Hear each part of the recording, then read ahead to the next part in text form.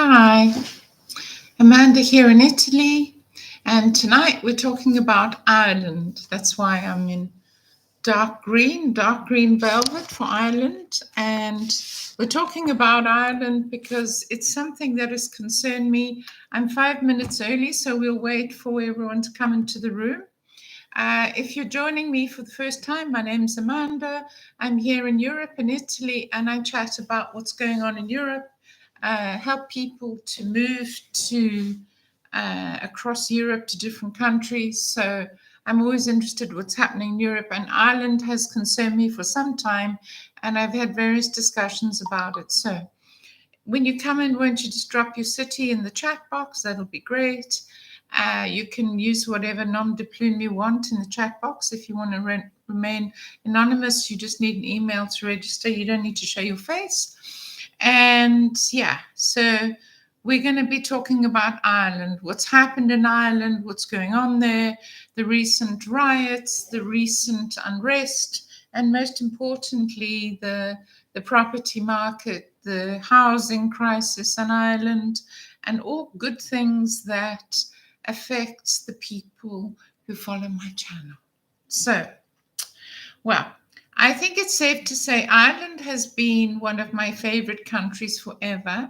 I love the Irish culture. Like everybody, I love Irish dancing and music, but not only Irish dancing and music. I like everything about Ireland. I think, yeah, you could say I love Ireland. And I'm certainly not the only one. And so when the unrest started to happen and following the stabbing, there were these riots where the Irish people started fighting back because they wanted their neighborhoods back.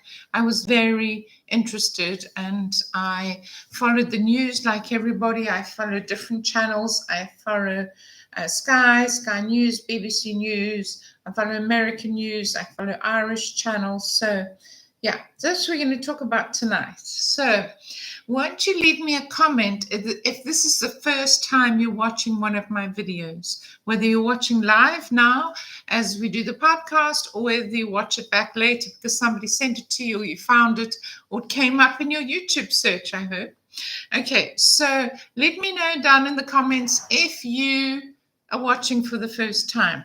So all that lovely stuff that you know what you have to do, you know what you have to do. I don't need to tell you. So let's get into it. Is it 6 o'clock yet? We have 3 minutes to go.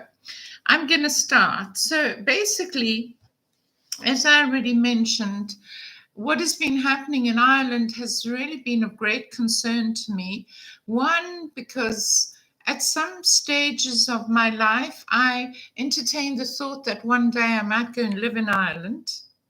I don't know when, don't ask me when or how, whatever, but I had this kind of dream that maybe one day I'd go and get a little cottage on the west coast of Ireland and grow lovely flowers and walk along the lovely Emerald Isle.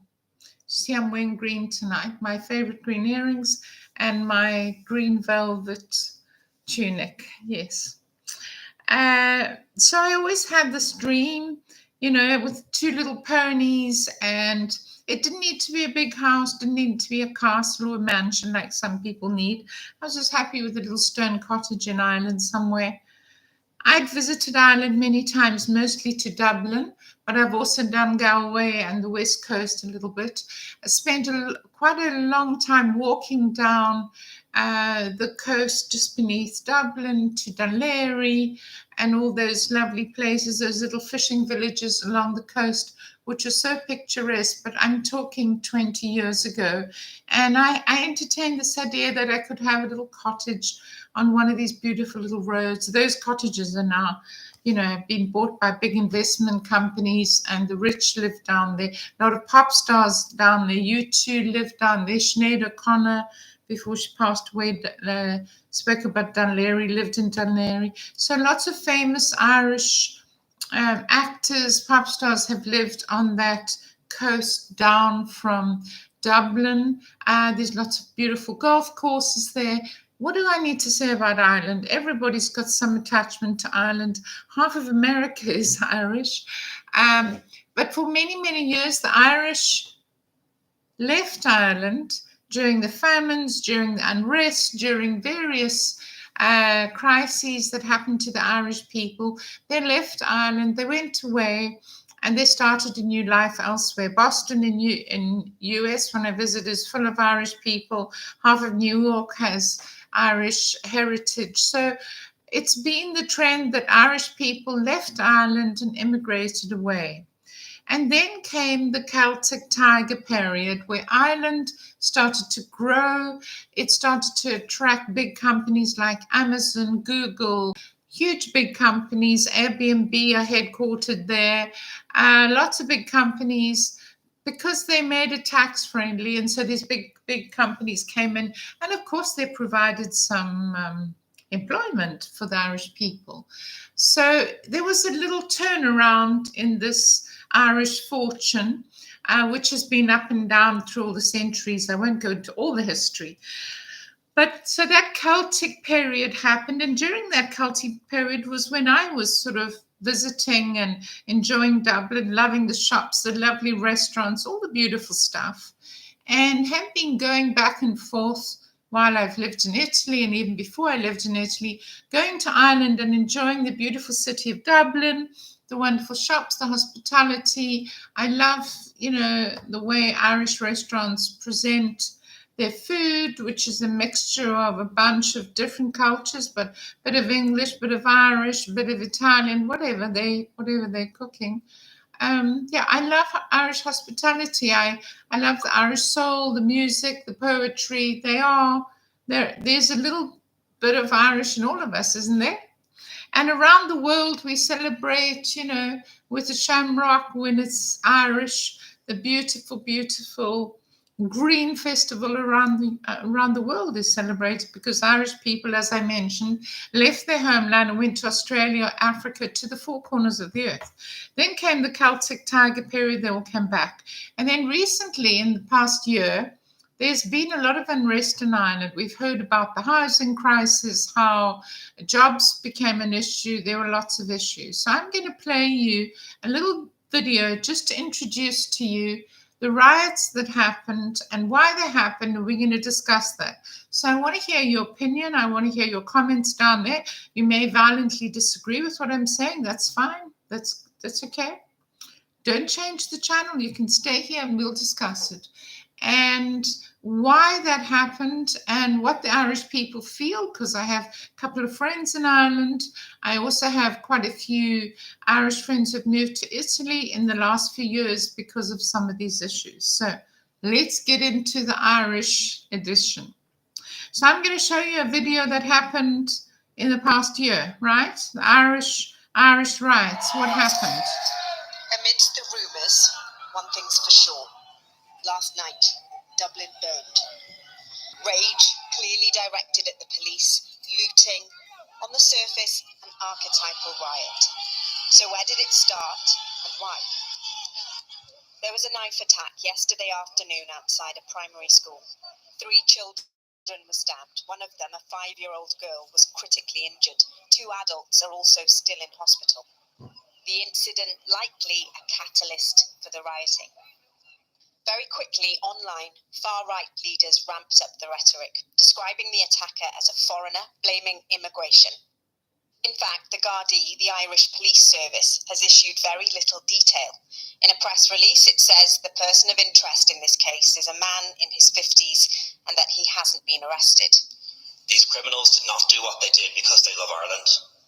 They did not do what they did because they wanted to protect Irish people. They did not do it out of any sense of patriotism, however warped. They did so because they're filled with hate. In this video we found on a far-right social media platform, these men are accused of looting before being told to go back to their own country. Go back to their own country and do it. The Gardaí has blamed the rioting on a complete lunatic hooligan faction, the Commissioner's words. And the messaging at Telegram is the online space in which a lot of this ideology flourishes. In fact, a couple of years ago, a report revealed that from 2019 to 2020, there was a 7,000% jump in the numbers of messages sent by the Irish far-right on the platform. there is a housing emergency in this country, and it continues to get worse. There is a lack of healthcare services available for people, a lack of general services available for people in their communities. And anti-immigrant groups are very good at weaponizing these issues to create an us versus them narrative. So it's not that every single person that is mobilized onto the street wants to kick out every person out of this country that isn't ethnically Irish, which is what the extreme far right want to happen, but they are being mobilised because of these kind of wider social issues. Earlier this year, anti-immigrant protesters gathered at a police station in a Dublin suburb. And in May, Leo Varadkar described as malign opportunism the burning down of a makeshift migrant camp in the city centre. Bar the pandemic, every week for 8 years, the Muslim Sisters of Eire have run a soup kitchen on the high street for homeless people. But not tonight. Looking at the videos that were coming in last night from the very place where we set up our soup room, that's in O'Connell Street, and looking at the sheer danger there, I had to sit with the board and take a collective decision of the safety of not only our team, but of our service users, because we do have immigrants on the queue for the food as well. The Gardaí have faced criticism for not being tough enough on far-right extremists. Tonight, the leader of Sinn Féin described it as a collapse in policing. And Caio Benicio Okay, so, right. What I want to say here is that this situation erupted in Ireland. There were some rumblings before. There was some lack of policing, looting of shops, etc., etc.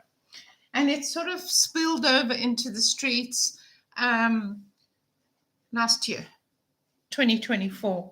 And we'd all seen, if you watch the news at all, just putting a little jacket on because it's quite cool this evening. We're in the middle of winter here in Europe, of course. And what happened was suddenly it just became very visible. It wasn't the hidden Irish problem anymore. It was the very real Irish problem. And not only Ireland, by the way, the whole of Europe had similar problems. And so what started to come out was some reporting about the housing crisis in Ireland, that young people, Irish people, were extremely concerned because they couldn't find a place to live. They had nowhere to live. The rents had skyrocketed, and there was this what they called the Irish crisis, in that there was no accommodation for big swaths of actual local Irish people, from university graduated people who were trying to start their careers as doctors, lawyers, or whatever, down to people who were working on the docks and working as, garbage collectors. Nobody of a certain age who didn't own their own home and hadn't retired or whatever and was just trying to work their way through life could actually live. The cost of living skyrocketed, and there was no explanation given, at least no explanation that anybody could accept and be happy with. And so in light of that, which, by the way, was the video I've just showed you, spilled over into this protest. But I want to read you some of the comments from that video, because I think it's unfortunate that it's always blamed on the far right. The far right think this, most people don't think this. And I think this is inaccurate, but you're going to let me know. Okay, so these are some of the comments from the video you just saw. The way the Irish media have not only the Irish media, by the way, all the media, have downplayed the stabbing and focused more on the Irish protesting is honestly disgusting. And I have to agree with that. Bear in mind, if you didn't see the video, you can go watch it back. But, 4 children were stabbed.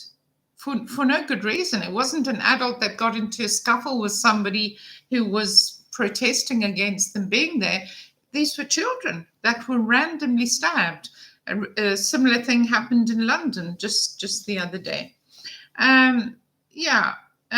So another person says, again, they blame the far right, the classic trope that gets trotted out every time.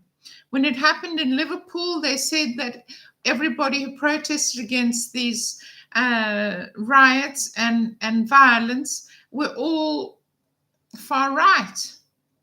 I think these are just Irish people who don't want to see their city destroyed.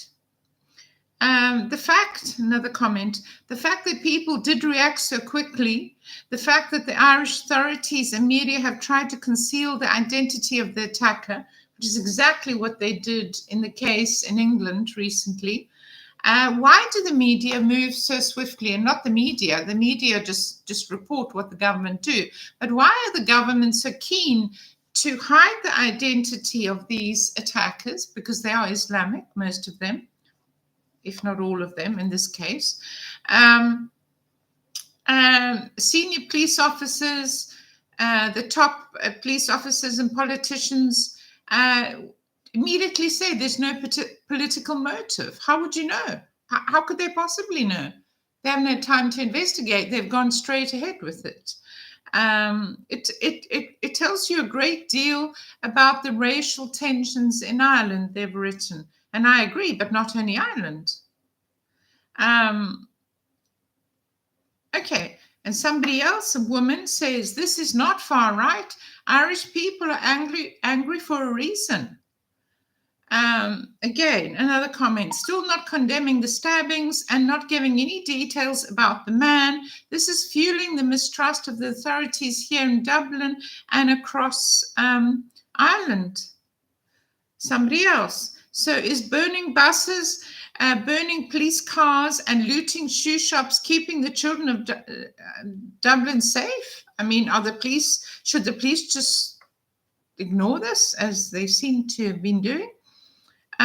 If you are far right for wanting to protect your children, your Irish-born children, and you as an Irish-born in your city that you were born in and live in, how does that make you far right? So there's a lot of comments here.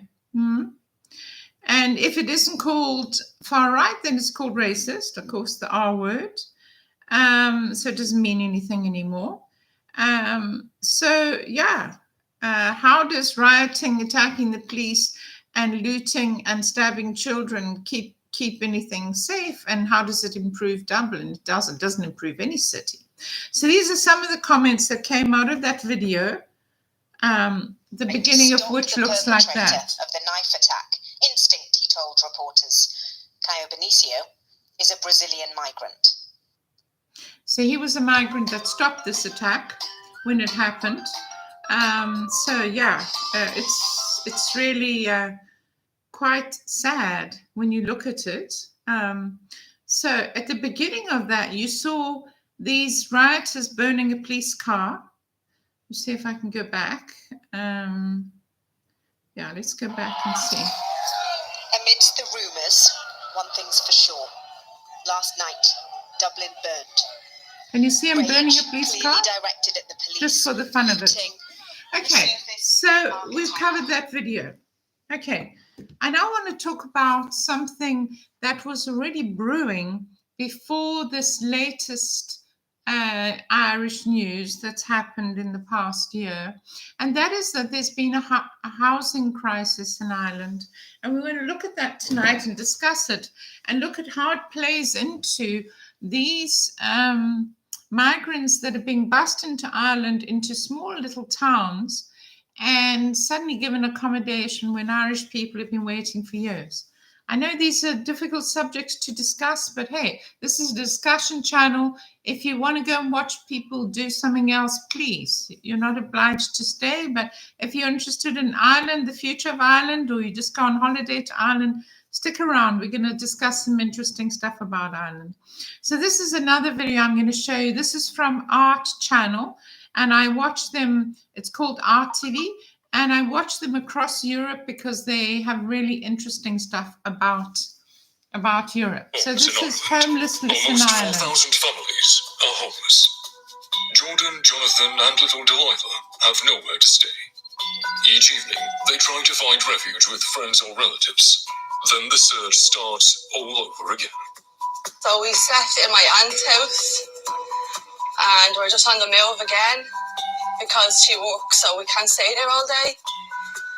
Once we leave, we have no key to get back in. So this is how we start our day. Yeah, so with the baby, obviously it's hard for her because sometimes she wakes up in the middle of the night and it's strange surroundings, so she kind of gets a bit scared. Like Jordan and Jonathan, many families are facing hardship. Fewer people than ever can afford the extraordinary rent prices in Dublin.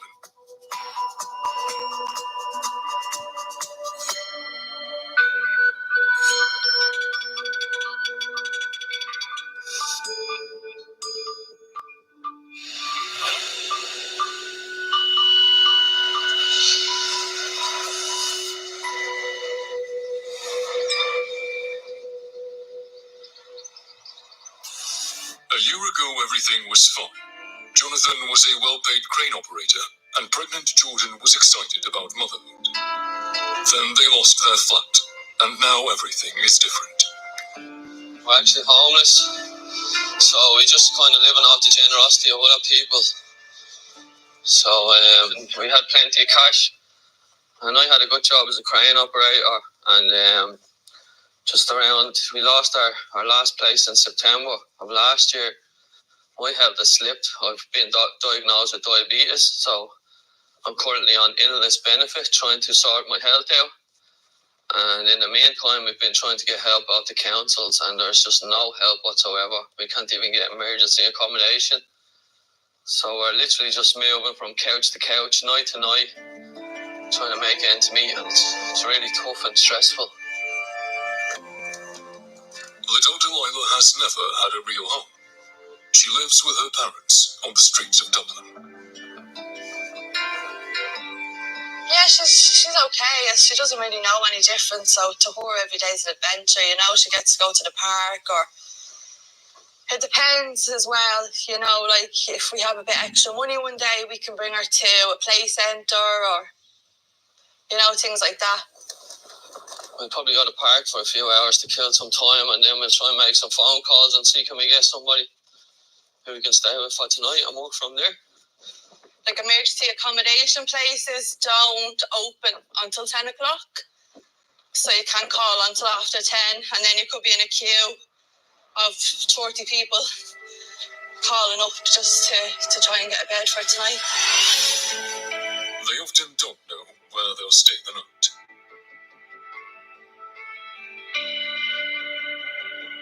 That's how it is for many people in Dublin. Justin had to leave his home too. He experienced homelessness as an 18-year-old. That was 10 years ago. Now he's lost his home again, so he's storing his belongings here. I've moved pillar to post, so in 10 years I've moved 25 times, so now in the last place it's been 5 years, and it's the longest I've stayed anywhere since I was 16 years of age. That was a home, and it's the first home I've had in a long time, so I got comfortable and I piled up a lot of stuff. Justin is a social care worker and used to look after homeless people at a private shelter. But the facility was sold, and Justin lost his job and the housing that went with it. He's now homeless himself.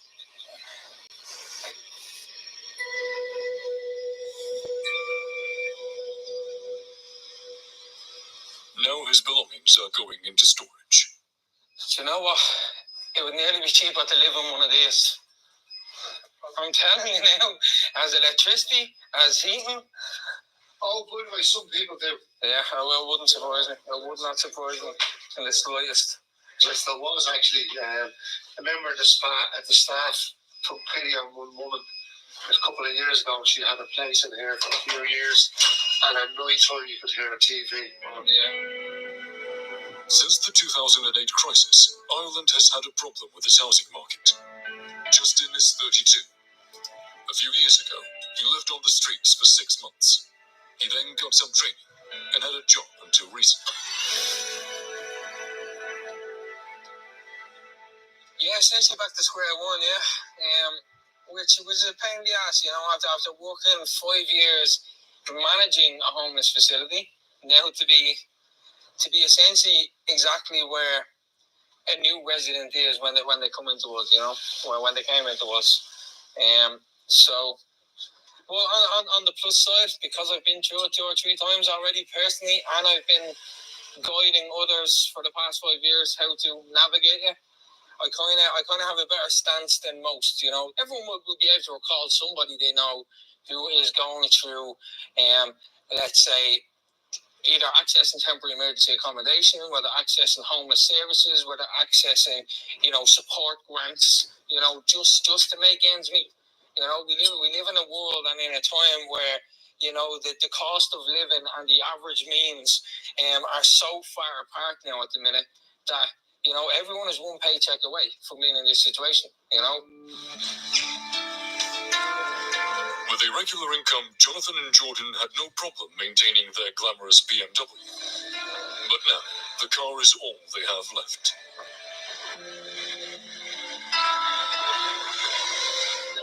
During the day, they live in their car with their baby, especially when it's cold or rainy.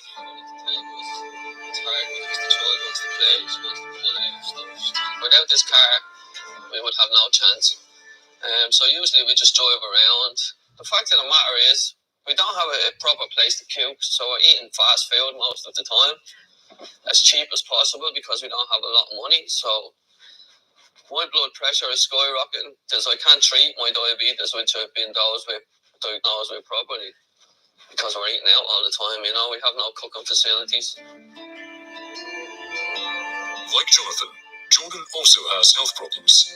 She suffers from severe mental health problems, and the question of how they can get a flat hangs over everything. We have got an appointment today with head office with Dublin City Council, so hopefully they can advise us on what to do, or maybe just things that we haven't tried. And also I want to discuss that if they could, are they actually nominating us for these places and things like that. Basically, just is there any advice they can give? Okay, so we watched a bit of this young couple who have a baby. They were employed. He had a good job. He lost his job due to ill health, as he mentioned, he's diabetic, and she has her own health problems. And they have a little baby, less than a year old.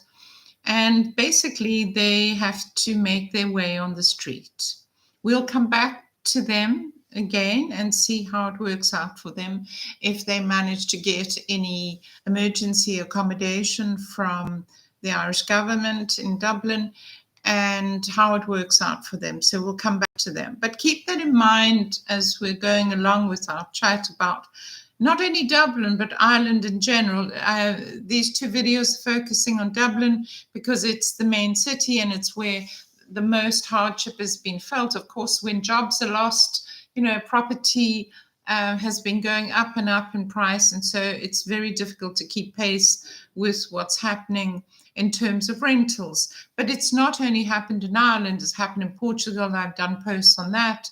And when, digital nomads flock to a country, all the rents go up. And so during the period where Ireland was going through the Celtic Tiger period, where all these big companies like Google, there were many of them, BlackRock, big investment companies, investment funds, they were, buying up the houses, buying up the buildings, apartments, to either put their employees in or to actually use them as investments. And so this has been happening for some time.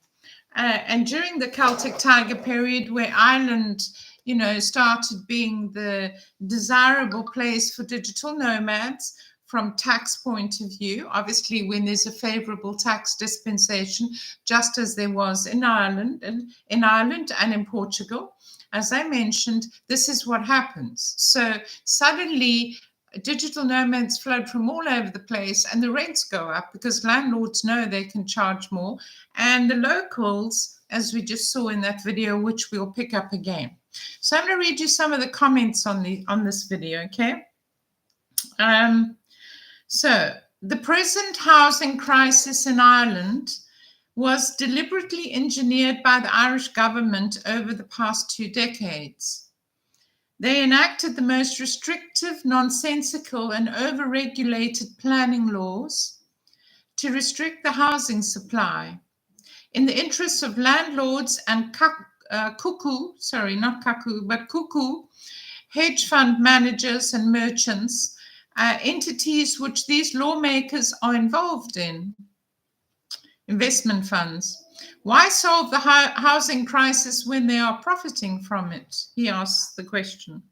If a man in his 60s is not allowed to live in a log cabin he built for himself on his own land, what hope is there for anybody else? The fact that he was taken to court and threatened with imprisonment illustrates perfectly the viciousness and nastiness of this regime. For this sparsely populated country, it is a disgrace, and there's no excuse, particularly when one considers countries who have 5 to 6 times the population of Ireland in terms of density, such as the much smaller Netherlands, with its 18 million people, as against Ireland's 5.3 million. But it illustrates perfectly just how docile people have become to even tolerate this state of affairs. Putting these types of self-serving lawmakers in charge of the housing remit is akin to putting the fox in charge of the hen house. So I want to know your comments. You can either comment when this is done, or you can comment in the chat now. I'll go on with some other comments, and then we'll come back to this young couple who are desperately searching for emergency accommodation in Dublin. I live in Dublin. The housing situation is horrendous. I'm extremely grateful to have a stable home. Another comment. One thing I would do as being a BMW owner and homeless, sell it and get a van which can fit the whole family. I think that's probably true, but it isn't easy to sell something on the run. If it's all you've got, they don't have an address or anything. So he suggests that they drive to the outskirts and buy a van. Well, I mean, I think when you're dealing with all this crisis, maybe they don't. That's in particular for this young couple.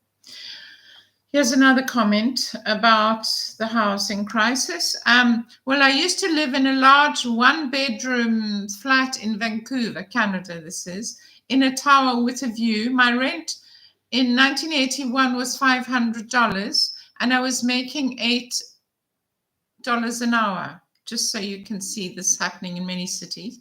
Right now, a similar one-bedroom is between 2,800 and 3,000 Canadian dollars a month, that same apartment, and I make $23 an hour. But in Vancouver, to survive and not be one paycheck away from homelessness, you need to earn $30 an hour minimum, which is quite hard to do consistently.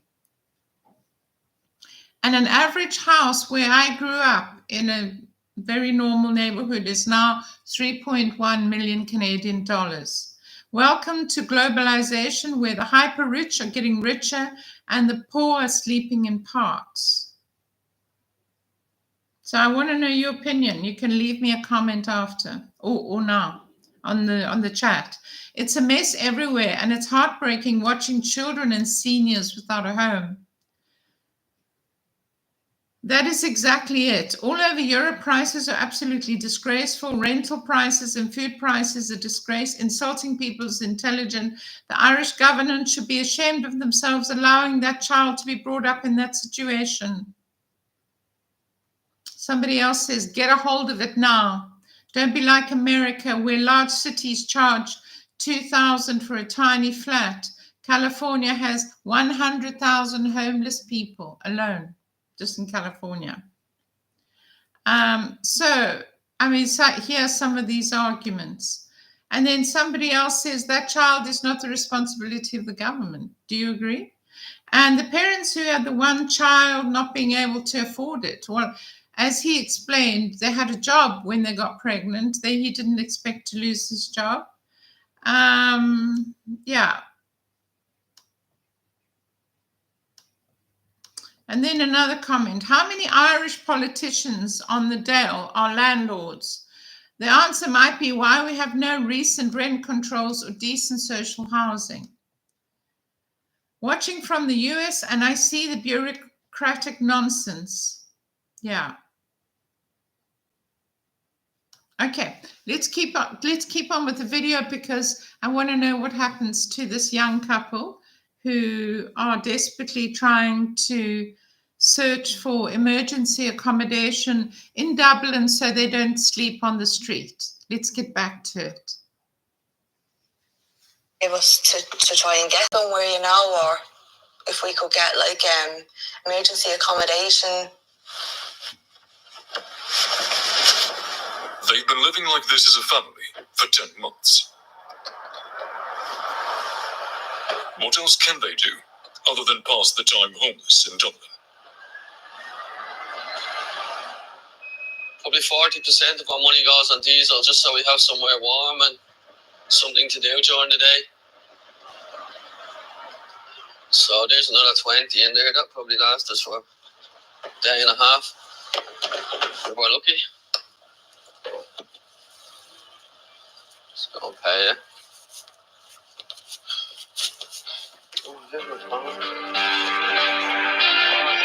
Justin is looking for a flat.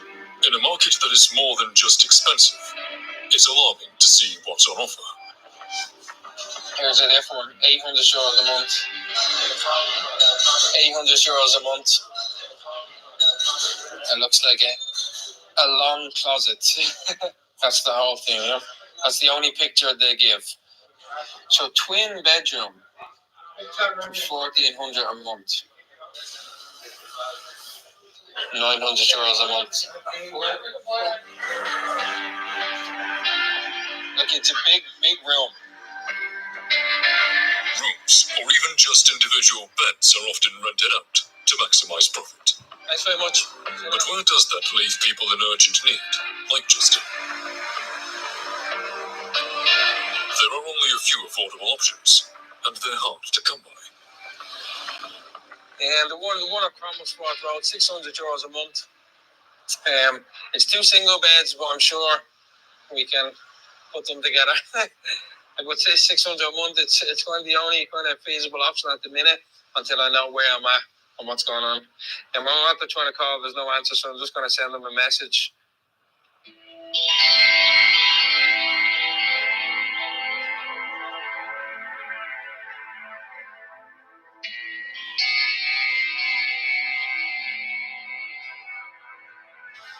Conor has just moved in with his girlfriend. They are highly educated and are doing their PhDs in Dublin. They can't afford a large flat. Conor shows us what their budget gives them. As you can see, it's a very small space that we've got here. It's it's branded a 1-bedroom apartment. In reality, it's a studio. So this would be fairly typical for the area, the part of Dublin that we're living in. It'd be fairly typical for Dublin generally. For a 1-bedroom this size, we are among the lucky people. We're paying just under €1,400 a month. Excuse the mess in here. We're still in the process of moving. You can see it's 1 bed, and this is all the space we've got. Really small kitchen as well. So it's a challenge to live here. This bathroom, as you can see, I can barely fit into it. When you're a little bit above average height even, you're really struggling. So I want to shower, I want to get out, dry myself here. Like, I have less than a metre of space to get dry. It's really tough. He's glad he's found something at all. Even here, he doesn't know how long he can stay. The tenancy agreement is only for 1 year. So, Jesus, this has been, I think, my 5th place now in 5 years. So, on average, every year I'm moving, I'm going somewhere. And it's a really difficult process. Like, you're picking up your whole life and relocating it. Conor is politically active. In the left-wing protest party People Before Profit, he's mainly concerned with the social impact of the housing crisis. Housing in Ireland, especially in Dublin, just isn't affordable.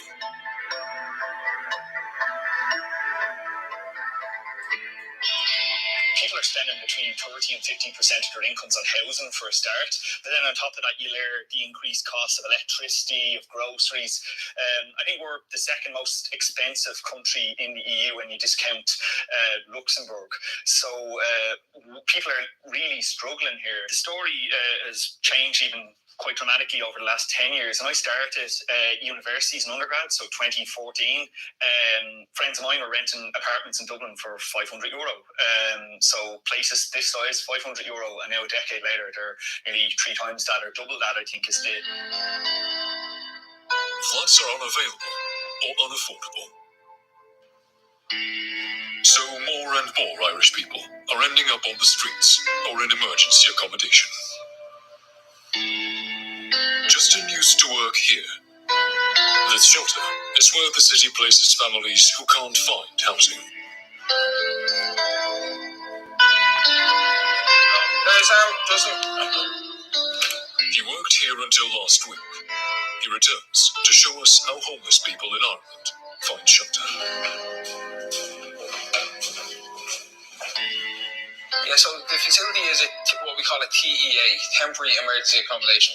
How temporary it is varies based on all sorts of factors and different parameters. You know, with some people have came in and they've been here for a month. With some people that have been here for up to 4 years. 4 years in an emergency shelter is grim for those seeking housing, but lucrative for the shelter's operator. Justin tells us that the city pays €1 million a year for the 19 rooms in this facility. There is little on offer.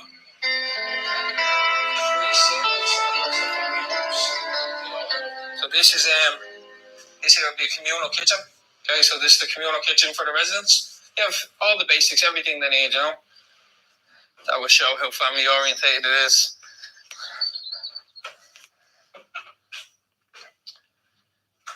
So this is part of the annex building. So this would be an average room for a single person. Now at the minute it's a bit slightly overcrowded because obviously belongings, you know, people come into these situations, they still have all their belongings.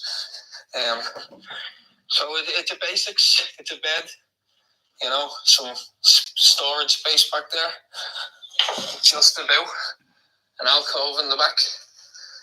Some storage there and a fridge, and that's the basics. That's what they're giving. They're giving a fridge, a bed, and storage. You know, and obviously somewhere to keep the rain off. Justin tells us that the facility has just been sold for €3.8 million. A lot of money for dingy little rooms.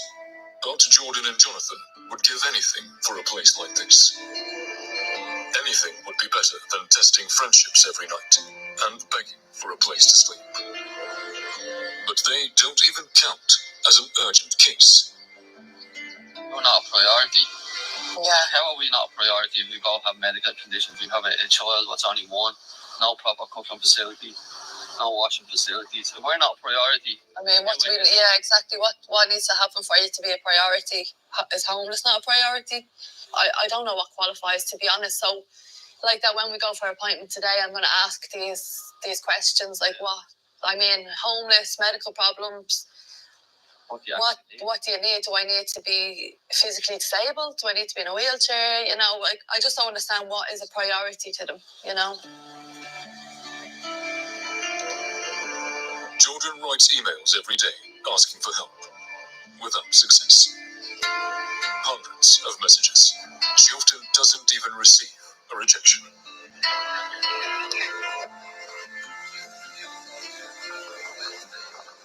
So I don't think they actually read the emails.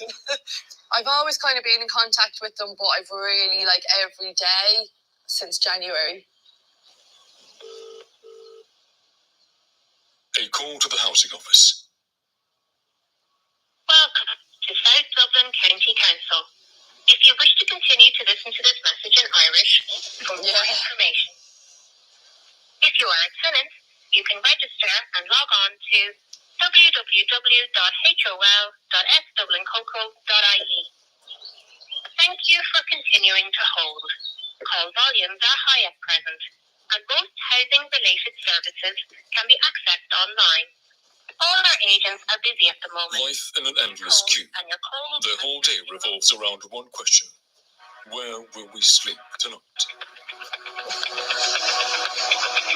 So you just have to wait until someone picks up.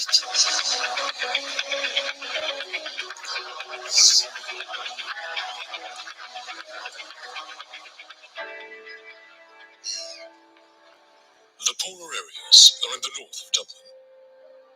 This is where Connor is campaigning.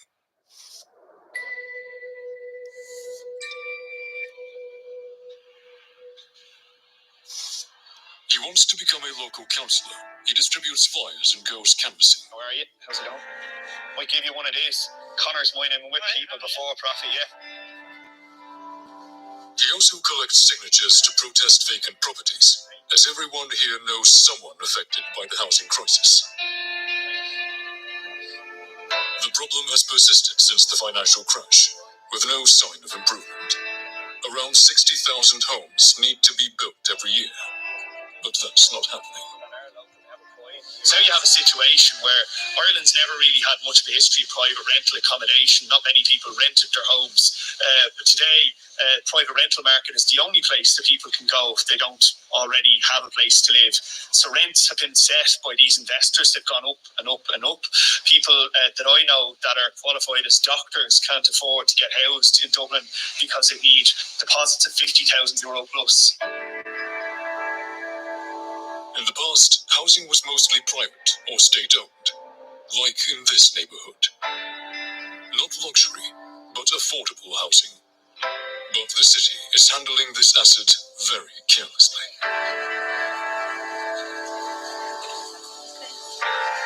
This house is empty because Dublin City Council has no capacity to bring it back into use on a timely basis. So this is what we're petitioning. This is what we're petitioning about. We see these all over Ballymun and Finglas. They're vacant for months at a time. In particular, 1 in 4 homeless people in Dublin come from Ballymun. And in the middle of Ballymun, you have an empty house. So it makes no sense whatsoever that this can be allowed to persist. We are at the City Council offices.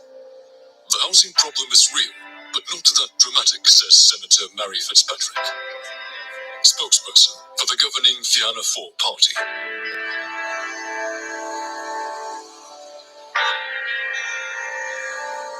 My party, in partnership with Fine Gael and the Greens, put together a housing plan in 2020.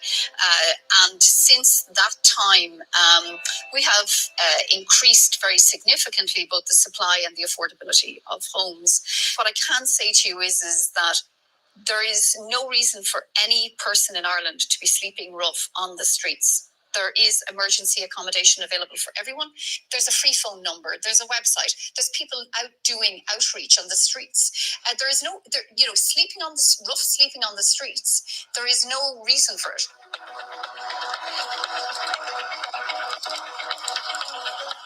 Jordan is trying to call, but to no avail. She's been on hold for a good 20 minutes already. It's already afternoon. Jordan, Jonathan, and Delilah still have no place to sleep. All our agents are busy at the moment. Please hold, and your call will be answered in rotation. Jordan is frustrated. She's just not getting anywhere. So you can spend your day like this, just on hold. On Friday, I was on the phone to this, and I'm actually waiting for a phone call back. But it's Thursday now, and I haven't heard anything. Then someone finally answers. Hi, my name is Jordan Murray, and I'm just calling because I'm just trying to get my application sorted, and I'm just wondering if it's updated on your site. I don't have an email from Fingal. Just 1 second to check on the site. Yeah. So they still keep saying they haven't received their file. So that's where we are with them today. Trapped in a web of bureaucracy. But today, they have an appointment at the housing agency, which could finally offer some salvation. Someone in the city must recognize the urgency of their situation. Not today. 2 hours later, we see a disillusioned Jordan. So the lady we spoke to said the previous lady that was sorting out all our application didn't put all information on the files.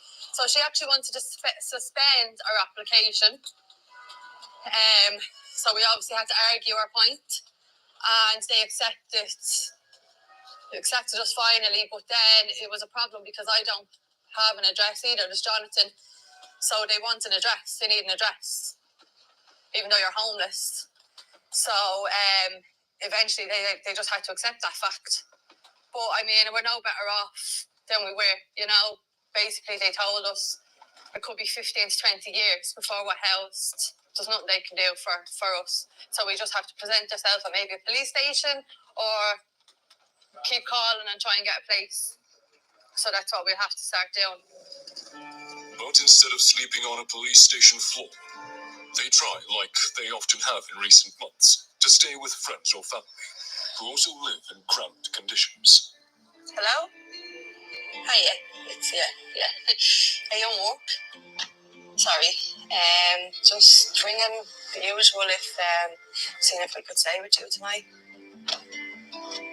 Yeah, we did, but it wasn't a very good appointment, to put it that way. They just set us back again. So just told us for the emergency accommodation again, but you know yourself what that's like, so we're just going to have to keep trying if we could just stay with you tonight.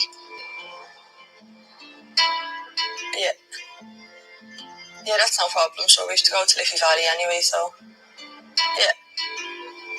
Oh, thanks very much. All right.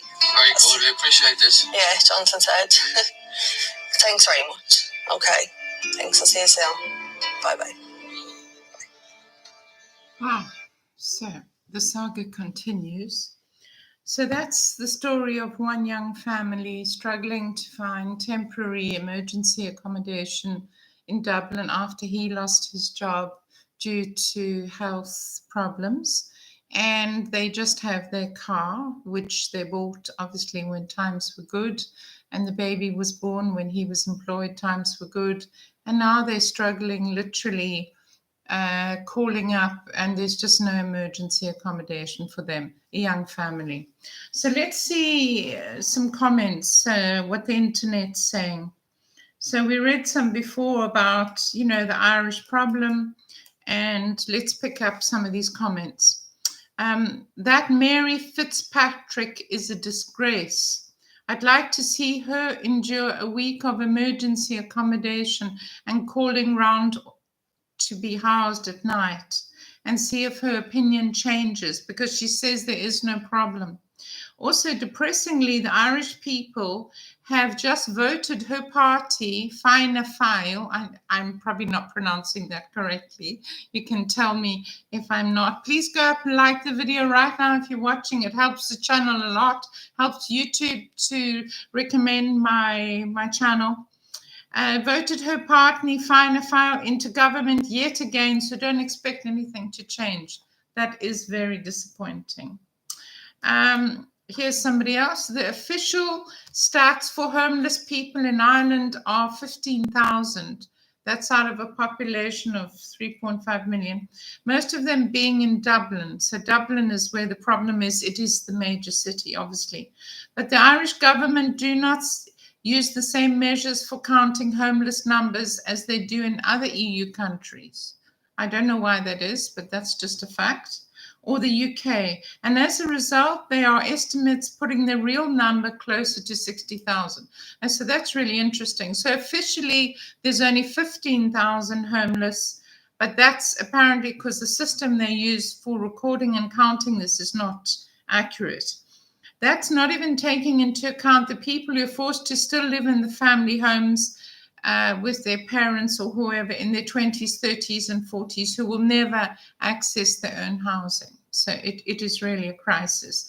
We are told by the establishment that we never had it so good, that everything's great in Ireland, and we are continually gaslit by the government. This is very valuable. This is coming out of Ireland. For having the cheek to even question this degrading and dehumanizing situation in our society. The greed at the core of the Irish corporate and landlord class is sickening. So that's that's telling it like it is. Another person, I live in Dublin. I live in Dublin, and this clip is very accurate. Another one. Thank you for covering this topic. It's a very very dire situation, and it seems to be only getting worse. I feel you much love from Northern Ireland. It's an extraordinary story. Someone who helped homeless people becoming homeless. Yeah, I mean, he knows what's entailed to get a house, what it entails. Okay. So here's somebody else. This is really sad. I'm 61 and Australian, and we have it over here too. There's a place in Queensland, a place called Brisbane. They have a massive big park called Musgrave. It's full of tents, families with babies trying to make do while the government claims there is no homeless problem. Okay. So then somebody else out of Dublin says, number one, follow the money. Number two, who are these landlords and investors? As we spoke about early on in the video, you'll have to go back and watch if you came in halfway.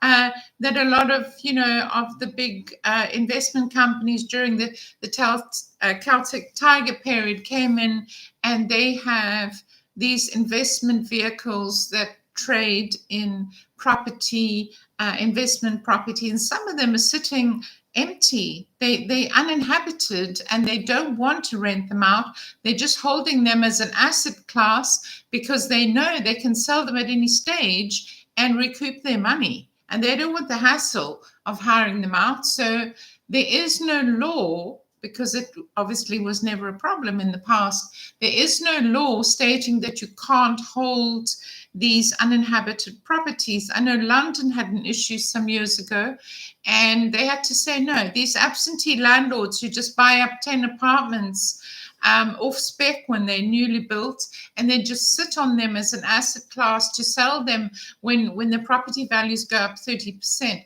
This is what drives up markets, and it should be regulated, and the government should do something about it. So I'm saying the Irish government need to get on this, because there is no doubt that some of these financial managers and some of these financial portfolios that trade in these funds, this is one of the vehicles they're using. Okay, how much money is made from rents? Where is this financial wealth and gain? So that's what somebody's asked.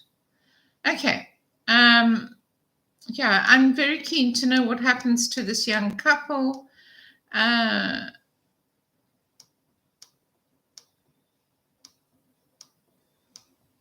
Okay. Somebody else says the same problem all around in main cities in Europe. Well, it's not completely true. It's partly true in some cities, but this is pretty bad. Milan, Rome, Florence, Barcelona, Paris, Berlin, London. Okay.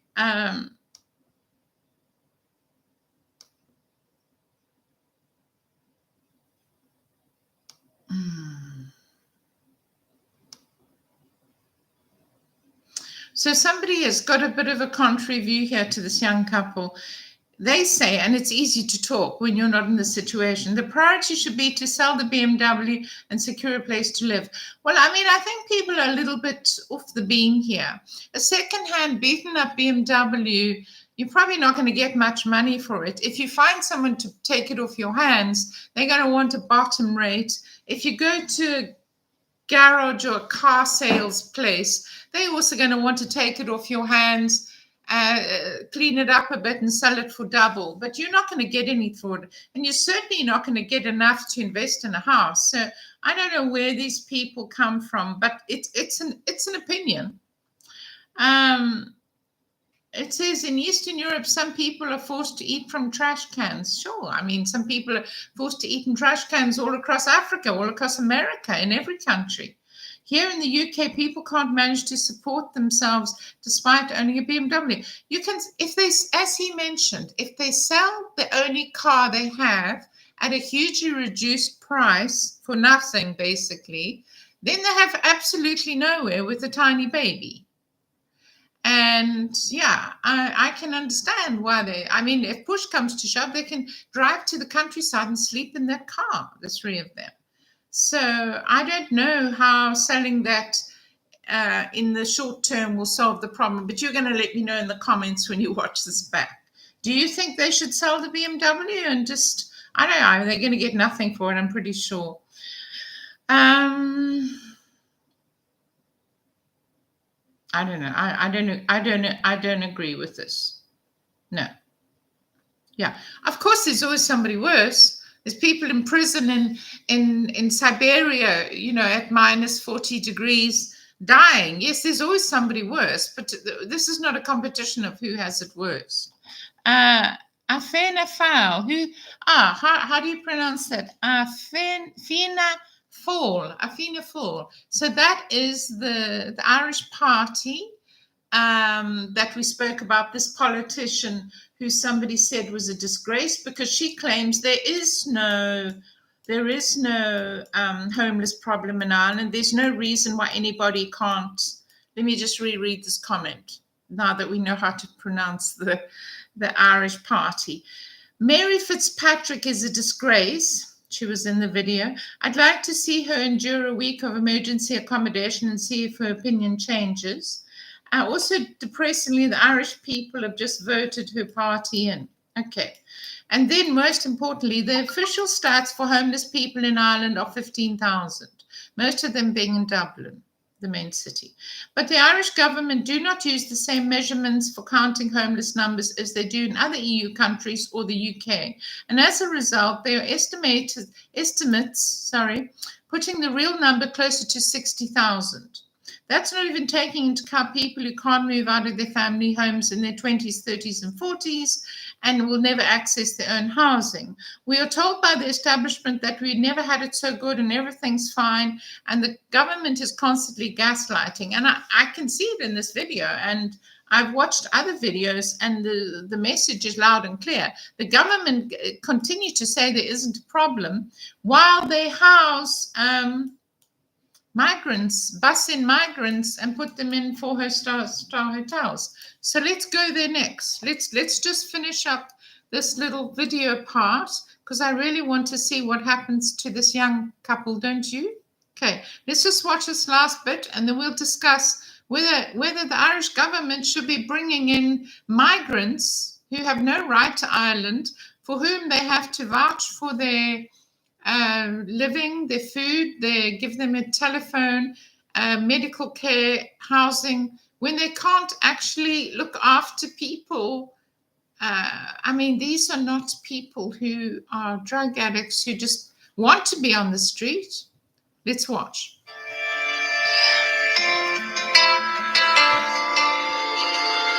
A bed and a roof over their heads. But again, only for one night.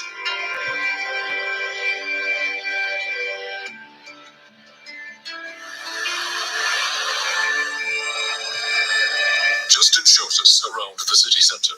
He wants to show us the many homeless people. You can barely see them, but they are there. You wouldn't notice unless you look, you know? We're looking at one space here, and there's 4 people there, you know? Think how big Dublin is. Think of all the cracks and crevices and back lanes and everywhere else, you know, the parks, the churches, everywhere else where people will be a little more out of sight. That maybe is not as noisy, so they get a better sleep, you know?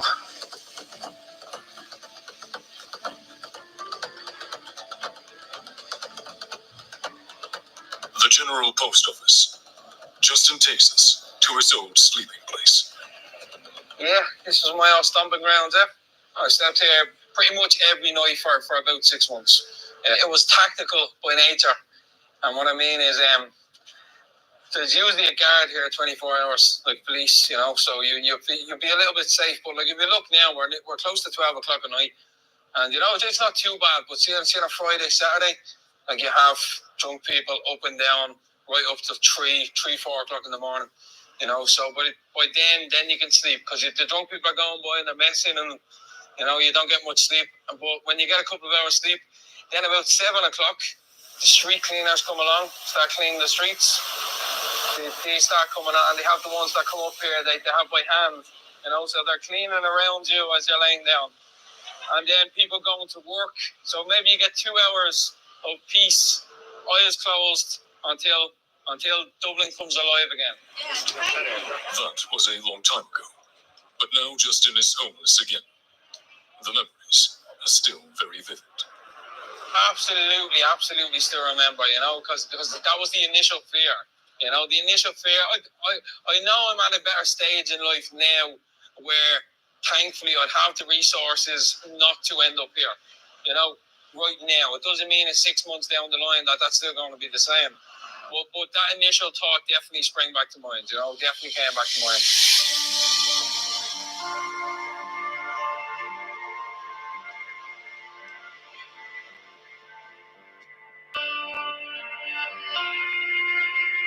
Three months have passed. There is news from Jordan, Jonathan, and Delilah. Good news.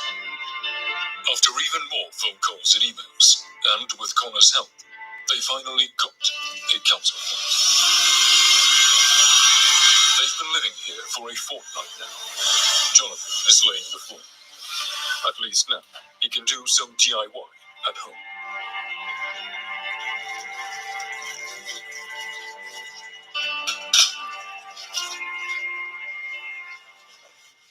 So I'm not allowed to work in my career, as a crane operator.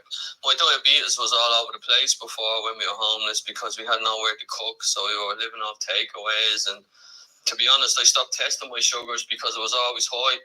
But now I tested them the other day and they were regular, and I tested them yesterday and they're regular because we're eating regular food now, So, yeah, my illness is getting a lot better, improving massively. He says if he can give it a month without having any bad reactions, then I can maybe look at going back to work. But obviously I won't be up in the crane. I'll have to start on the ground, work my way back up, Jordan proudly shows us around the new flat. A proper home at last. Delilah gets her own room here. And that's your room, won't it be? And this is their room. No tooth coach and that cheek of you. No, I mean it's the end. Jordan and Jonathan will finally have a room to themselves as soon as the little one moves next door. So we'll go into the kitchen area, kitchen sitting room. Jordan probably wouldn't have coped without a home much longer. To be honest, I was getting, I wouldn't say suicidal because we had Delilah, but if we hadn't have had Delilah, I don't think we'd even, we would have survived it, to be honest. And like that, it was just, it was a very dark time because there's no light at the end of the tunnel. So in one time, you are kind of thinking, well, what's the point? But thankfully, it did change. The car seat is a reminder of the bad days when Delilah spent so much time in the car. They've since sold the BMW. What's left is a mother with a guilt complex. Definitely, I do feel guilty all the time, and that's why I kind of always mention the fact that we weren't in this situation when we planned to have a baby. Said I'm hoping that she won't remember any of that, so when she grows up, she's just gonna think she was born, we brought her home here, and it's always been at home. It's not their fault that an entire generation in Ireland has been plunged into a housing crisis. After 10 months of homelessness, social housing is like a lottery win for Jordan, Jonathan, and Delilah. But there are still more than 4,000 families living on the streets in Ireland. Okay, so I'm happy that ended, at least for Jordan and her husband, that ended okay. But I can't help going back to this comment of the political party, Mary Fitzpatrick, who said that there is no homeless problem in Ireland. She completely denied that it existed. And as we saw from the young man who ran the centre for the homeless and then himself was made homeless because they sold it for a couple of million. And by the way, that homeless centre gets $1 million for 19 small dwellings, rooms, gets $1 million every year from the Irish government to run it. So somebody's making lots of cash from this situation, and certainly there seems to be really bad stuff going on in the government. So I don't know, Mary Fitzpatrick says there's no problem. Somebody else who knows what they're talking about said there's about 60,000 homeless people, not her situation, which she said there's no reason why anybody would be homeless in Ireland. Okay, so that's the Irish people. I've just touched on a couple of cases there, but I think there was quite a spread of cases. There was also the young man who had been studying there since 2014 as an Irish person in Dublin, and he was doing his PhD, and he said all his classmates, his contemporaries that were doctors, lawyers, whatever, bankers, had the same problem. They couldn't find accommodation, and he had started this charity, this, I suppose you would call it a political party, to actually campaign against this idea that there's no homelessness and we just cast a blind eye to it. So that was, those were 3 or 4 really diverse cases of homelessness in Ireland after the Celtic Tiger period, where these big companies came into Ireland for tax reasons. Google, I've mentioned them, Amazon, Airbnb, all of them took advantage of the Irish laws. Of course, Ireland wanted to grow, so it needed these big companies to come in. But now we're on the other end of that, and we now have a situation, and if you've been watching the news, whether or not you wanted to hear about Ireland, you would have heard about the migrant situation, which sort of resulted in the Irish riots that you saw at the beginning of that video, right? Dublin in flames, and this attack, of Ireland and Dublin in flames. One thing's for sure. Last night, what brought this Dublin about? burned. Rage clearly directed at the police, looting, on the surface, an archetypal riot. So where did it start and why? Okay, so the good question, why did it start? And as I said before, they basically put it down to, extreme right and people just complaining about nothing. But in fact, 4 children were stabbed. We don't need to mention who the people were who stabbed them. I've just dropped my nail polish. It hasn't broken, you'll be happy to know. Yeah, so, I mean, let's get into this, because we need to get into this. So, far right gets thrown around. Everybody who's Irish, who sticks up for their country or says, why do we have to put up with this, is immediately labeled as far right. I mean, I don't find this to be very encouraging. So anyway, so we're gonna go to another video here. And I'm going to call up that video for you, and we're going to see that. Okay, right. And then we'll look at the comments on that. So I want to know how you feel about this. If you don't feel comfortable writing in the chat box right now, or if you just put your city, that'll be great. I'd like to know who's joining us. And then we can look at, you can always leave a comment later. It's no problem whatsoever. I love to hear your comments. You know that.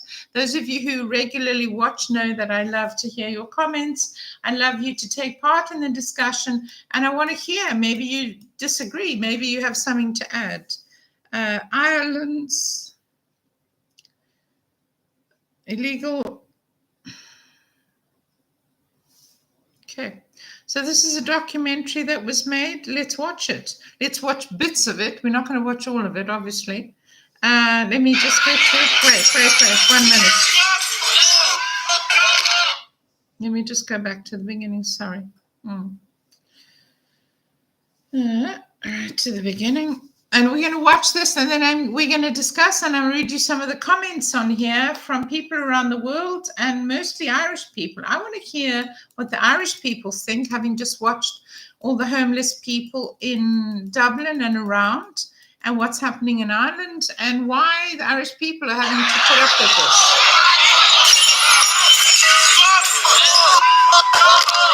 15th of July, Coolock riots, Dublin.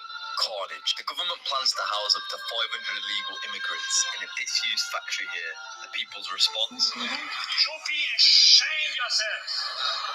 That fucking part. Someone like me, I have a love and a loyalty to this country. I wanted to join the guard. I had that motivation in me. I wanted to join the army. I had that motivation in me to protect and serve. No, the batterings will continue until the plantation is complete.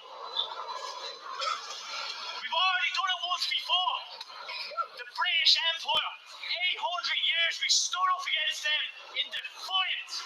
Forced plantation, genocided from our own villages. We're scattered to the four corners of the earth. What's going on, mate? Well, Kulak says now is what's going on. They're trying to build refugee centres for illegal men who are coming into this country. And we're not having it. Kulak says no, not a chance. And they're spraying little children, elderly women. Disgrace is what's happening here. That's what's happening at the moment. Yeah, traitors to this country is what they are. Where will I see your pictures? Yeah. Oh, they're one of the You alright, boss? Can I ask you your opinion? Stay away from me. Stay away from me. Stay away from me. English, wherever you're from. You're not welcome here in Ireland. Ireland is for the Irish. Right? Fairs, you heard it there. Very tense situation, man.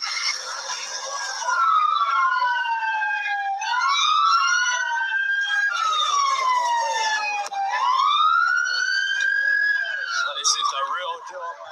It's a riot. And what's like the cause of the riot?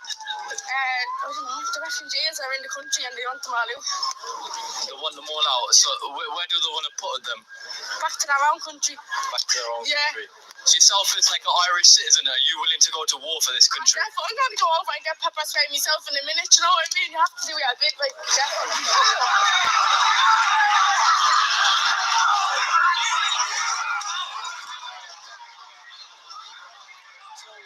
How have you seen Ireland change over the recent years?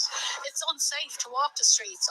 My daughter was working in town and I had to stay on the phone to her till she got on the bus in town because of all gangs of migrants hanging around corners and all the streets in town. I actually had to wait till she got on the bus to make sure she was safe. That's 2 years ago and it's got a lot worse since then. Right, okay. It's a lot worse in every area now. There's people going around trying to grab kids. Just everyone's in fear.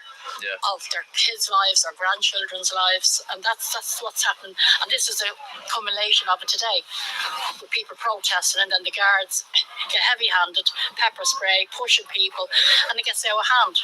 Yeah, You know? I actually got hit with the riot shield, and I'm just taking pictures. There you go. It's not right what's happening.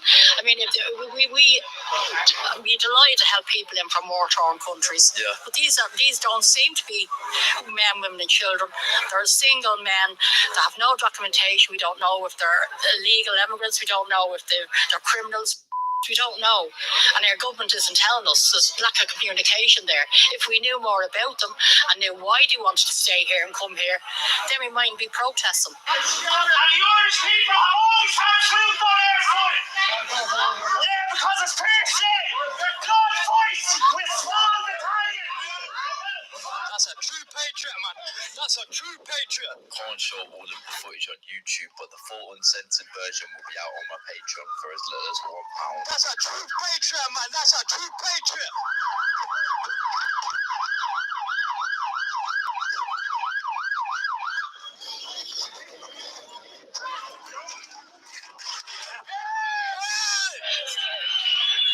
Legend.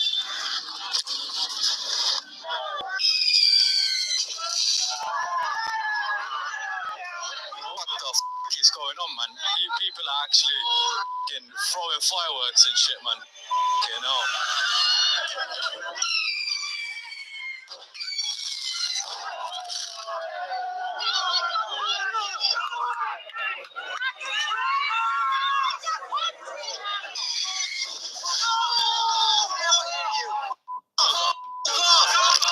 I think I was say, and obviously, I mean, it's just ignorance on some people's behalf. But like filming this video as a brown person, I think this is the most dangerous, stupid.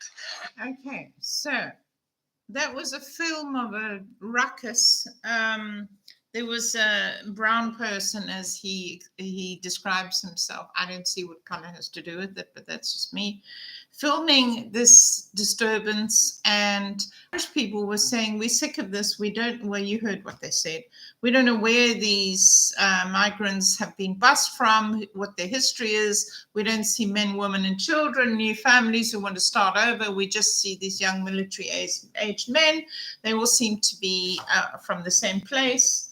A lot of them Pakistani, a lot of them Islamic. So I don't know. It could be from Africa. They could be coming from anywhere. I don't know.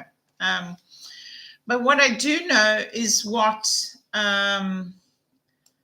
people feel. So I'm going to read you some Irish people's comments, because if you're watching this, you want to know. We don't want to just watch videos. We want to know, what do people feel? Okay, so let's start with some comments, right?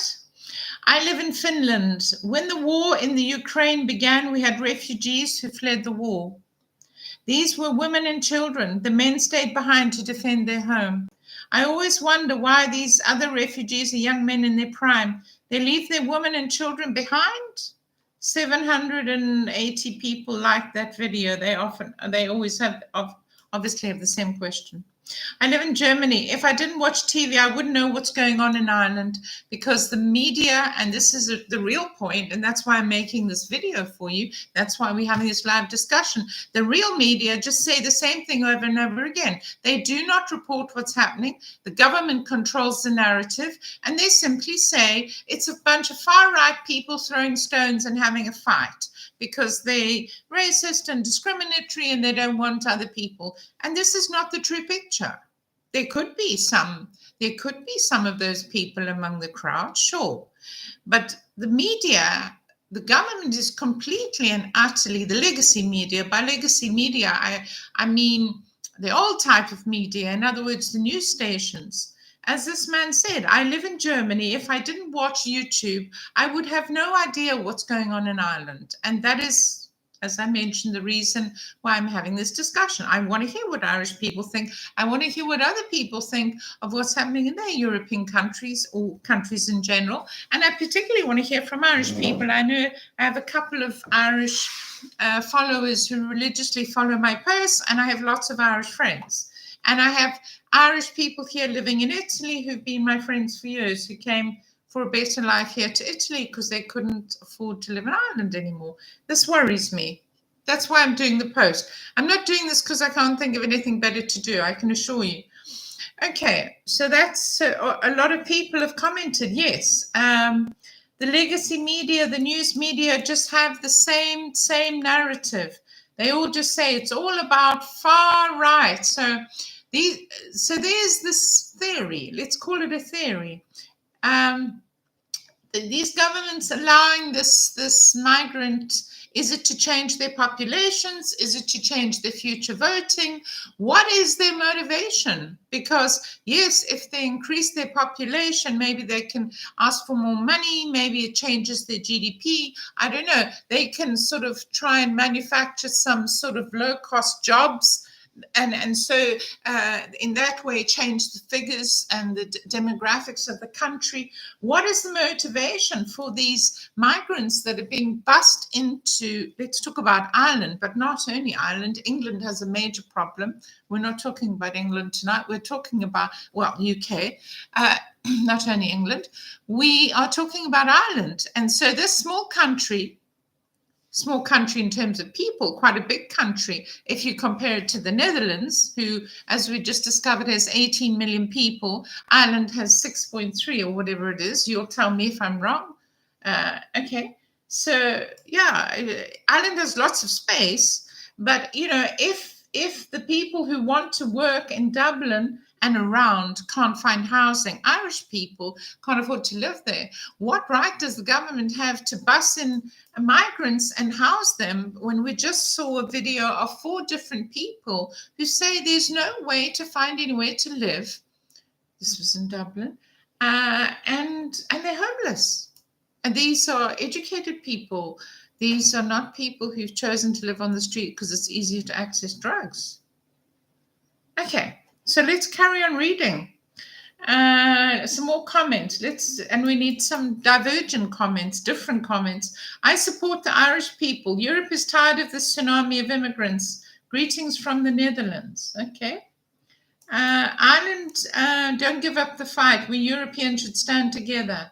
I wish they did. They don't seem to be. Somebody else. They're not fleeing war zones. They're coming for the benefits. Yeah, well, I mean, they do have benefits. As we've just seen, they get a phone. They get housed in a four-star hotel that's then bought by the government. So as we saw in Dublin, they have this housing thing with 19 apartments. And they make a lot of money out of this because the government gives them 1 million to house people, homeless people. The government funds that. And the government funds these four-star hotels who are then closed down and made into migrant settlement accommodation. And they live there. But the problem is a lot of these places are country hotel, which used to be a five-star hotel, 4-5, and they obviously weren't making enough money anymore. And the government said, no, we'll take that hotel off your hands and we'll run it as a profit center. Actually, we now discover, not as a center where they just putting money in because they get 1 million from the government. So there's a whole lot of racketeering going on. Anyway, these people come in. It's on the edge of a tiny village, on the edge of a small town, sometimes around Dublin, all over Ireland. And suddenly the inhabitants of this village who've been there since they were children, since they were born, and their parents before them, and their grandparents before them, and their great-grandparents before them, have their lives completely wrecked by these people as if they dropped out of Mars from another culture, don't speak the language, have literally been dropped on them into their village. So it means that they're bored. So they're walking around with the cell phones the government gave them. And they have their food, they are housed, they are fed, they are watered, they have medical treatment, they have whatever. They have anything that they need as a basic right. And there's such a thing as basic rights, of course. And they're housed in these warm, heated rooms, which used to be four-star hotels and are now profit centers for the government. And basically, you might have 1,000 of these, all men. There's not women and children. You don't see women and children running around. Suddenly dropped in on a little village that hasn't changed its demographics for hundreds of years. I mean, in what lifetime is this normal? In what lifetime can this just be tolerated? And under the best conditions, under the best scenario, the most positive scenario you can come up with, this is hugely challenging. But the reality is it's a nightmare for the local residents because, you know, these men they don't have to answer. They didn't have documents, so they threw the documents away. And now they've got a new piece of paper with whatever name they made up and whatever the name they wanted to write on there. They've got a new document. And here they are in the middle of Ireland and going down to the shops and seeing women, young Irish girls, innocently don't know what's going on, you know, in their village. And attacking young Irish girls, touching them and chasing them and stalking them. It's like you dropped a bunch of wild animals in a city. What's going to happen? Literally. Because there's two different cultures. There's no language understanding. How can these people possibly integrate, even in the best? Let's say the government had completely pure, innocent, and positive intentions. How are these people going to integrate in 20 lifetimes? Never mind in a couple of weeks. So, based on what we saw at the beginning of this video, you can go back and watch if you're watching this later. And the people that we saw in Dublin just trying to not be homeless, trying to find a house and a tiny apartment to raise their baby daughter in. And they had to struggle, despite the Irish government saying there is no homeless problem. Clearly there is. And there's 60,000, according to the people who know, of homeless Irish people who, through no fault of their own, have lost a job or just can't keep up with the racketeering that's going on in the property market of investors just, price gouging for rents. And they can't get on. They don't have 4 months or 5 months to put up front, and they can't afford the rents. How is it okay that the Irish government just casts a blind eye over all of that and then brings all these people in? I mean, we're going to go back to the video. I mean, that's how we're going to end. But I want to hear from you guys. I want to know what you think. So here's another comment just before we go back, finish off the end of this video. Go Ireland. In Sweden, my country, it's even worse. My hometown, Helsingborg, excuse me if I don't pronounce that correctly, is now highly unsafe to say the least. The migrants apply for asylum in several different countries at once. I didn't know that. And with Denmark 20 minutes away. So they apply in Sweden and Denmark at the same time. I guess they hedge their bets, you would call that. And Oslo, just a few hours away by train. My hometown is the place to be. Oh, sadly for her. Not to mention also when it comes to smuggling drugs, I can imagine. I mean, who knows what these people have been up to before they got to your little village in Ireland. Smuggling drugs and weapons, etc. They get welfare checks from several countries in Western Europe. Oh, I didn't know this. So they get, so they've applied in, I don't know, neighboring countries in Western Europe simultaneously, and they use different names. Of course they do, because they've thrown away their documents. And by the way, I've moved countries 3 times in my lifetime, and every time had to have at least 20 documents, all of which had to be verified, stamped, translated. So there was no question of anything ever being misunderstood. Everything had to be notarized. My birth certificate, my original birth certificate, my original birth certificate sworn in a court of law. I never lost my birth certificate. I've always had my original documents. But nevertheless, they had to be, I'm talking about Western Europe. I immigrated into Italy as a British person. Everything was checked, double checked, triple checked. I had to pay, I think, about 3,000 euro for all my documents to be verified and checked before I could ever apply for anything. So how does this happen? Can someone please explain this to me? Can someone explain to me how government makes a decision that even now, whether you're talking about the Italian government, the French government, I don't know, whatever, Sweden, Norway, whatever government you want to talk about, Germany, they all have the same rigid rules for somebody to come and live in their Western countries. Of course they do. That's how it works. That's how they protect themselves. That's how they protect their job market.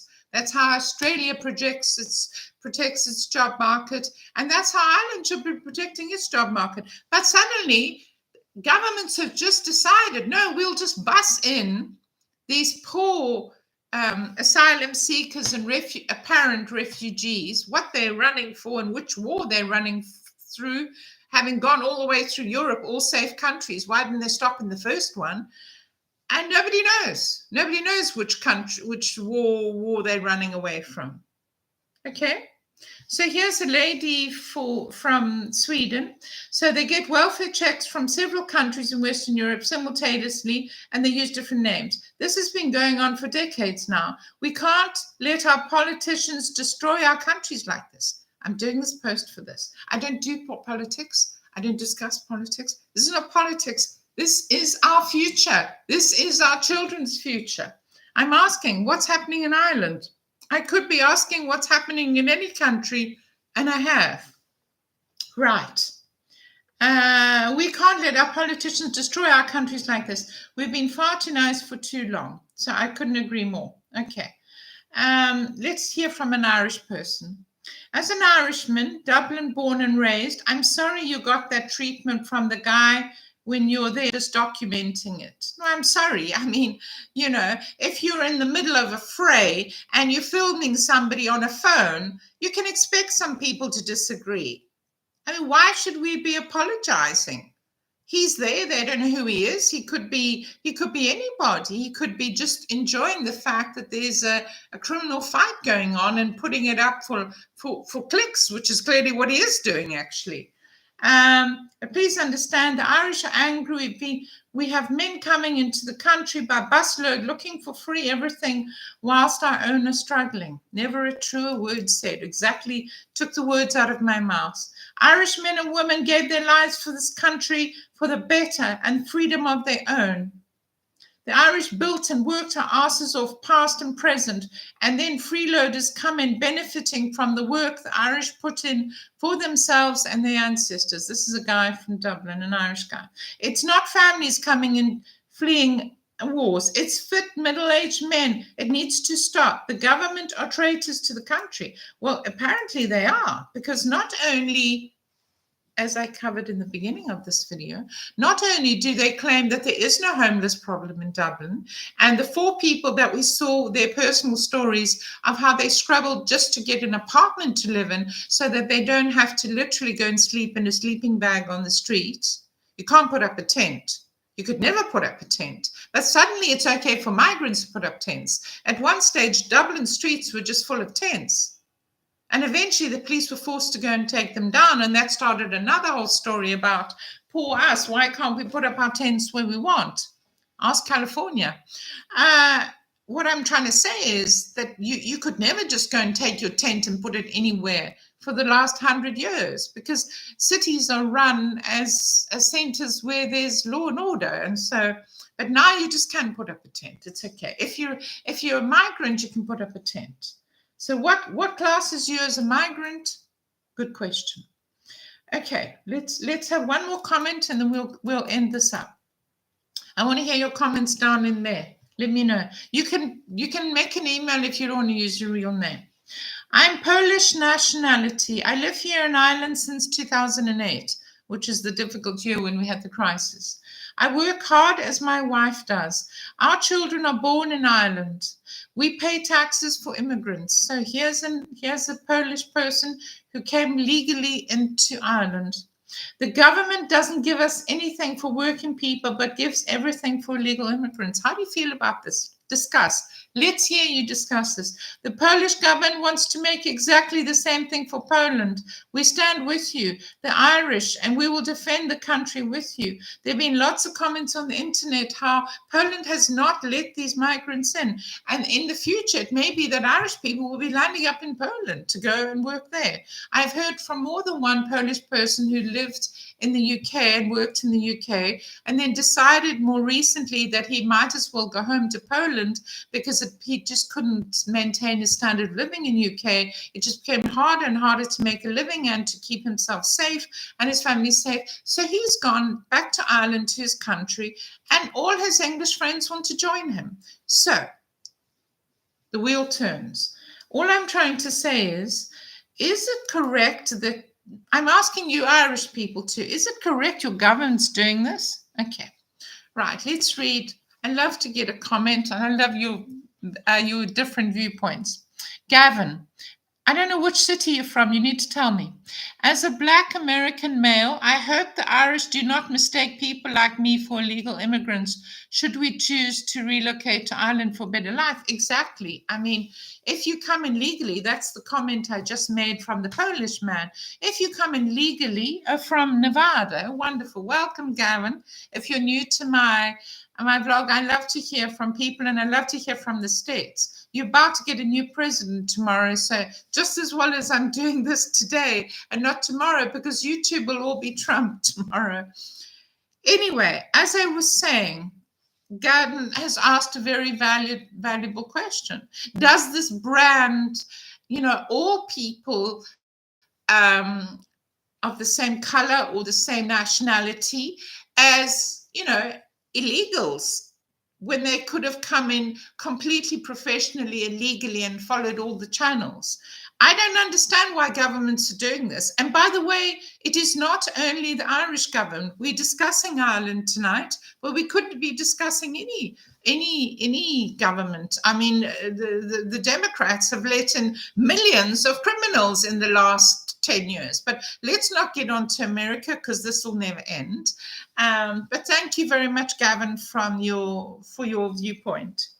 Okay, so I'm gonna round this up, and then we're gonna finish off this little bit of a video. Okay, I'd like to hear from Irish people, because this is what this is about. Let's read this last comment from an Irish person. As a Dublin born and bred, I think it is important to mention that it isn't a hatred of foreigners. Are you listening, Gavin? You're welcome. Welcome. Thanks for joining. As a Dublin born and bred, I think it is important to mention that it isn't a hatred of foreigners or people seeking help. It is the fact the government has underfunded areas, as we saw in the beginning, underfunded for Irish people, underfunded for people who have nowhere else to go. They are Irish. They are homeless. They lost their job, and the government aren't helping them.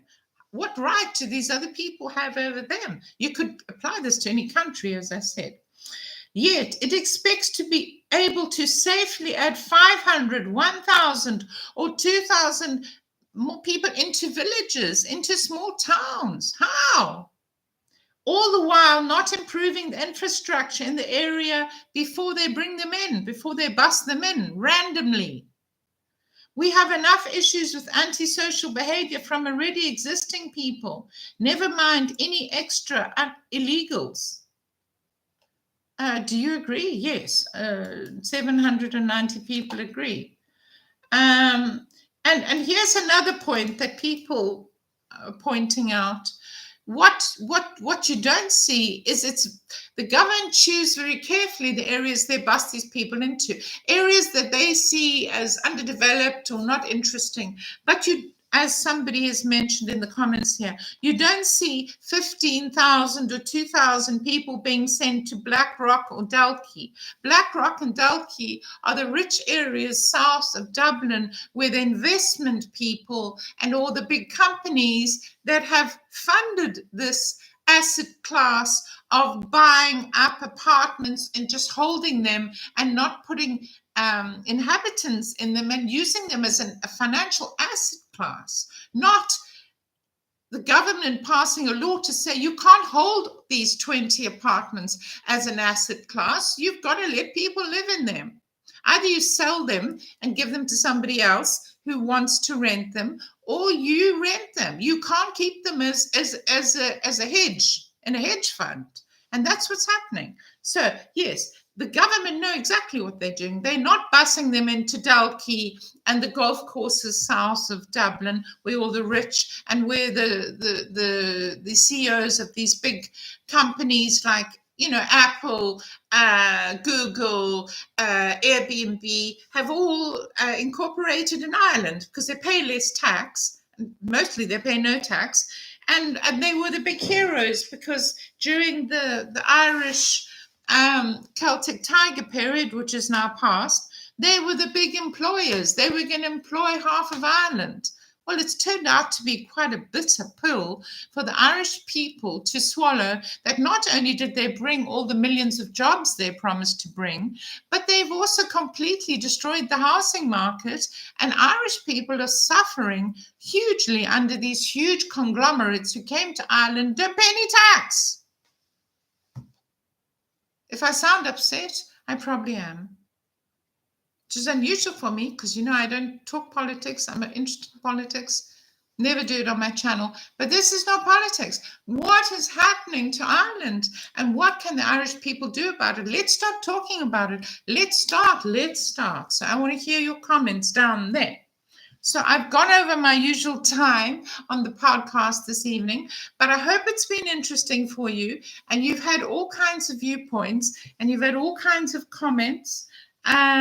Yes, but I'm going to end with this one, because I agree with it, okay? Because people are saying, fight for your country, stick with your country, stop apologizing for protecting your country. Ireland is for us, the Irish. ourselves alone. Do you agree? Let me know. I do. As a Polish person, I'm used to being called a racist, a fascist, a xenophobe, anti-Semite, or Islamophobe, but it's a small price to pay for loving your country. So it doesn't impress me at all. Europe first and foremost for the people born there and who are Europeans. Our ancestors shed their blood for this land, and we must not forget about it. So, Irish people, with all the green that I possess tonight, green velvet, green earrings, I send you lots of Irish love, lots of Irish luck. For the lovely people who've watched tonight, please go and leave your comments. And for all of you who regularly, Irish people here in Ireland, all over the world, and everybody who loves the Irish who join me, please give this some love. Send this to your friends, share it with friends, leave me your comments down there. From Italy, from Amanda tonight, all the luck of the Irish, and let me know what you think about this. See you on the next one. Bye-bye, Ireland. Fight. Don't give up. Love you, Ireland.